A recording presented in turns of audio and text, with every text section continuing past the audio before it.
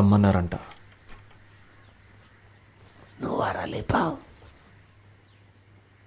నా లేదు, నువ్వు లేపావు. ఏమంటున్నారో అర్థం కావట్లేదన్నా. అవునవునవును, నీకు అర్థం కాదు. ఎలా వేసేసావురా? అన్నా నేనేమి రాయ్, దొరైనే నువ్వేగా చంపావు. అన్నా, నా పేరు కార్తవరాయన్. నాకిద్దరు తమ్ముళ్ళు, ఒక చెల్లి ఉంది. నేను అంజనాపురంలో ఒక ఫాస్ట్ ఫుడ్ సెంటర్ నడుపుతున్నాను. మీరు తప్పుడు మనిషిని తీసుకొచ్చారన్నా. ఒక్కడిగా వెళ్ళావా లేదా గ్రూప్గా వెళ్ళి చంపారా? మీరేమంటున్నారో నాకు అర్థం కావట్లా. ఓ పని చేయి, నా దగ్గరకు వచ్చాయి. అన్నా, మీరు అనుకునే మనిషిని నేను కాదన్నా. దొరైనే వేసేసావు, నిన్నెలారా వదిలేమంటావు? అన్నా, నేను మీకు ఏ రకంగానూ ఉపయోగపడినన్నా. వద్దన్నా. నేను నిన్ను పిలిపించా, నా ముందు కూర్చోబెట్టా, నా దగ్గర పని చేయమని అడిగినందువల్ల నేను బద్దిమాలినట్టు అర్థం కాదు.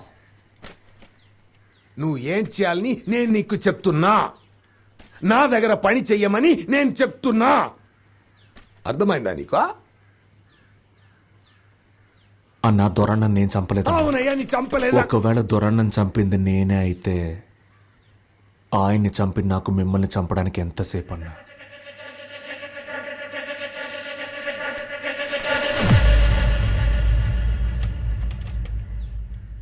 కానీ నేను చంపలేదన్నా. నేను బయలుదేరతాను.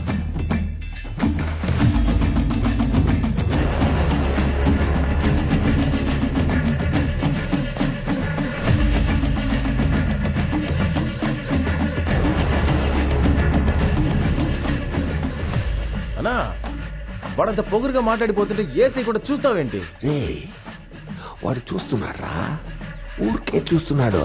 అది ఒక రకంగా ఆఫ్ అయిపోయానురా. వాడు చంపలేదంటున్నాడు కదా, ఒకవేళ వాడు చెప్పేది నిజమేమో. చూడ్డంలోనే తెలుస్తుందిరా. ఒకటి, వాడు మనతోనే ఉండాలి, లేదా అసలు ఉండకూడదు.